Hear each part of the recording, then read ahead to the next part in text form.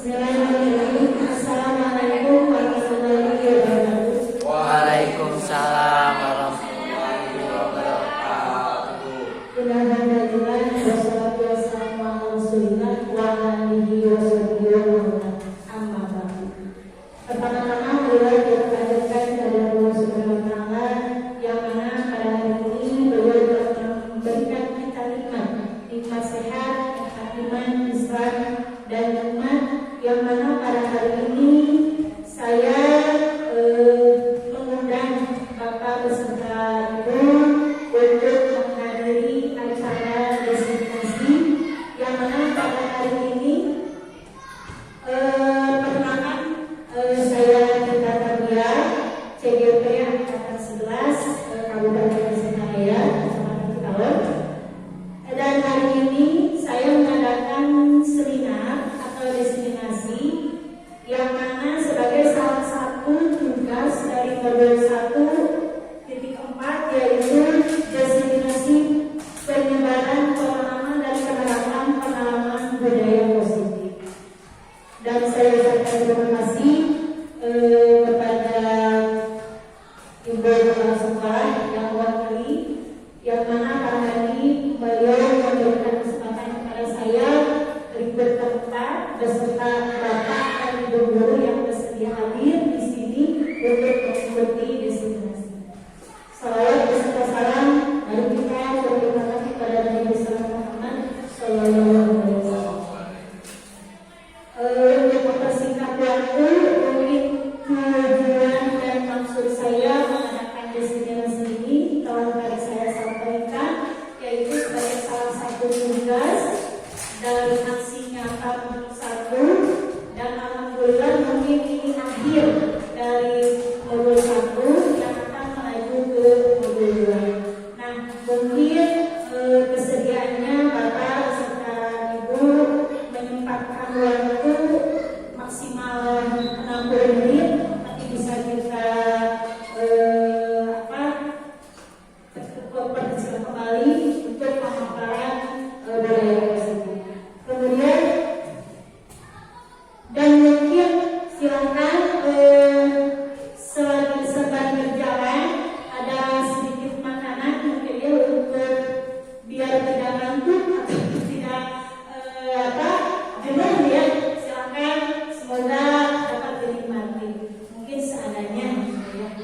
Dan sekali lagi terima kasih waktunya, mungkin ke depan sama kurang lebih 60 menit bersama saya memaparkan budaya positif. Baik, untuk selanjutnya kita mulai saja ya Bu, atau ice breaking dulu? Boleh? Ice breaking dulu biar semangat ya. Alhamdulillah mungkin ya ice breakingnya dengan tepuk semangat yang baru ya. Mungkin Bapak Ibu sudah pada tahu ya, akan diberikan kepada siswa dan siswinya. Tepuk semangat yang dan ya.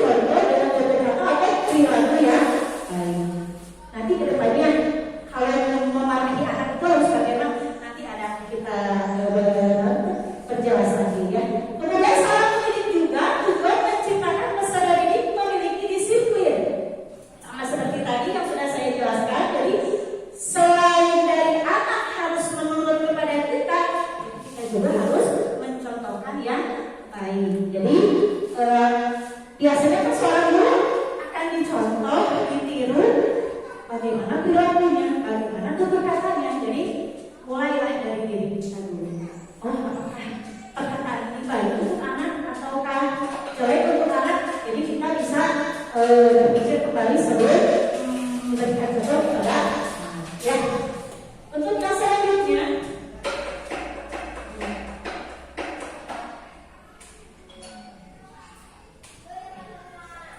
untuk poin yang ketiga ada kebutuhan dasar manusia.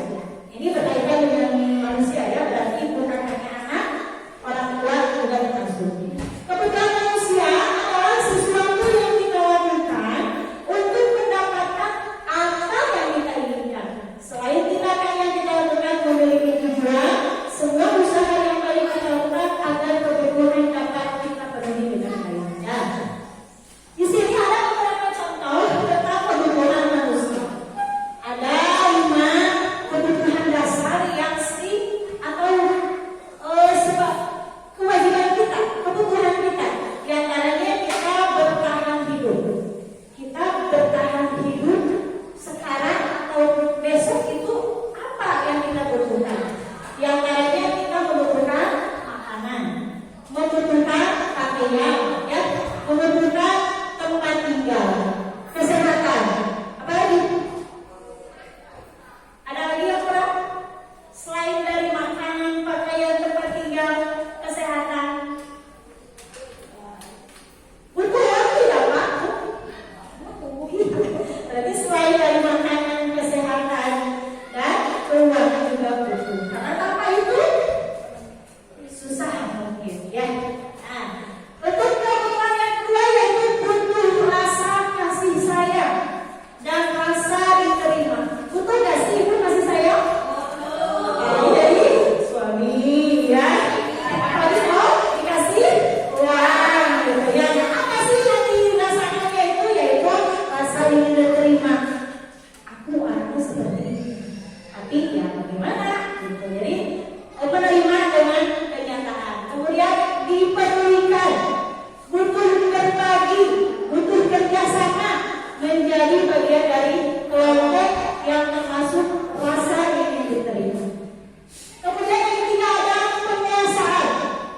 Di antaranya ada harga diri, keinginan untuk dianggap, memimpi, berprestasi, diakui dan didengar. Biasanya ini kalau penguasaan, kalau tidak diredam biasanya nanti akan beralih ke tinggi hati atau egois ya, egonya terlalu tinggi. Tapi di sini harus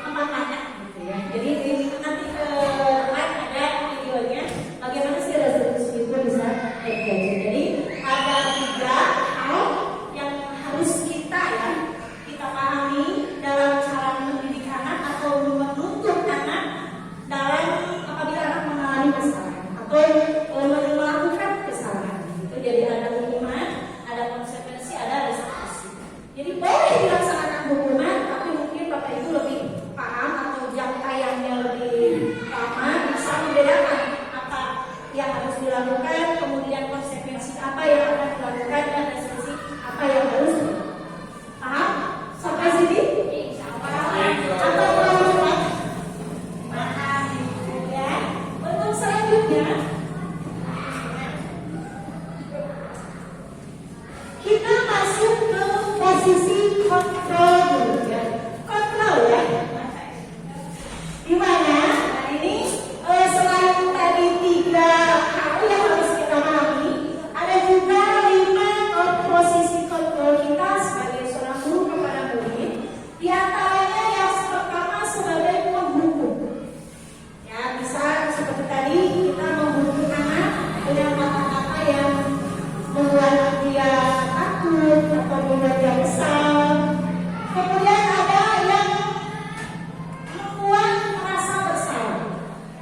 Ya, kemudian ada sebagai teman, kita sebagai pemantau, dan kita sebagai manajer. Nanti setelah ada penjelasan berikutnya, silakan ibu berpikir, saya biasanya masuk kemana ya? Apakah ke penghukum? Apakah ke merasa bersalah? Apa ke teman? Apa pemantau? Atau ke manajer? Jadi mungkin bapak ibu, dari masuk di jalan itu kurang pinter. Nanti bisa kita sambungkan ya. Kita ke pertama yaitu menghukum. Kasus yang di sini saya ambil yaitu Adi terlambat hari ke sekolah. Kita bayangkan aja ya seorang Adi yang terlambat ke sekolah. Nah, kemudian dia datang, seorang guru menghukum. Seperti tadi, menghukum itu dengan yang tidak terencana. Biasanya menggunakan nada suara yang tinggi. Ayo kamu kumaha kalimatnya kamu kumaha, kamu kenapa datang terlambat? Asal mungkin kayak begitu mama. Jadi dengan nada yang tinggi. Kemudian bahasa tubuhnya biasa, maaf ya, biasa dulu seperti ini. Ya kan? Kalau bukan ini, tapi saya juga sebetulnya melihat anak besar kan biasa mata melotot atau tangan di pinggang. Ini salah satu ciri penghukum ya. Terus jadinya tuh begini. Kamu ini bagaimana? Tidak bisa berat ya. Ini penghukum. Di sini ada kata-kata kamu terlambat lagi. Pasti terlambat lagi. Selalu datang terlambat. Kapan bisa datang terlambat? Jadi nadanya kalau hukuman tinggi ya. Nah, ini bagaimana perasaan seorang murid? Sudah dimarahi, datang terlambat, tiba-tiba lupa, bicarakan depan teman-teman, apa yang dirasakan? Nah, seperti tadi, pertama mungkin dia merasa malu, kemudian merasa kesal. Kalau berulang seperti itu, mungkin dia akan kebel, itu beda kata. Karena anak bukan berpikir, ya. Kadang anak mengapa yang berulang seperti itu. Kita, atau contoh ya, kita sebagai penghukum, biar mungkin, bukan mungkin, kita menghukum anak itu supaya dia jerah, ya kan? Biar dia tidak datang terlambat lagi dengan cara menghukum dia dengan kata-kata yang kasar. Tetapi sebenarnya itu sama, bukan seperti itu. Contoh, kenapa bisa salahnya sudah ini hasilnya? Hasilnya pertama tadi kita akan menjadi bisa-bisa dendam sama. Mengurut, jadi berkurang lagi. Apalagi kalau anak ibu ya anak betul. Tapi sebenarnya anak mungkin ada cara yang lebih baik lagi untuk membuat anak itu berubah. Ya, itu salah satu contoh penghukum. Ya. Kemudian yang kedua, kita itu sebagai teman. Ya, selain dari penghukum, kita seorang guru itu biasa atau diusahakan ya harus sebagai teman, biasanya dengan suara yang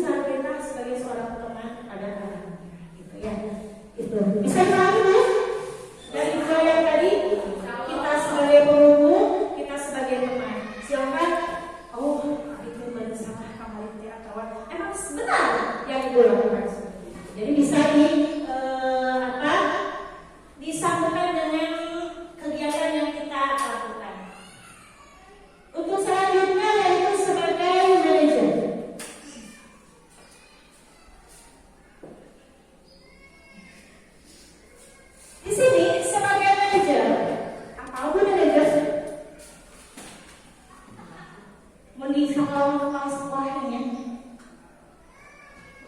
pemimpin, ya. Nah, manajer itu sebagai salah satunya itu sebagai pemimpin. Kita menggunakan bahasa yang tulus, bahasa tubuhnya tidak bagus. Ya, bagaimana seorang pemimpin atau itu aja anggap di sekolah, di kelas itu sebagai pemimpin. Biasa-biasa saja kan, tidak menunjukkan mata melotot, ingin marah sama anak tidak kan? Nah, itu jadi sebagai manajer itu kita salah satunya itu sebagai pemimpin. Nah, di sini ada contoh. Adi, apakah kamu mengetahui jam berapa sekolah dimulai? Kemudian kata Adi, tahu Pak, jam 7. Ya, jadi kamu terlambat. Kira-kira bagaimana kamu akan memperbaiki kesalahan ini? Adi menjawab, saya bisa menanyakan teman saya Pak untuk mengerjakan tugas yang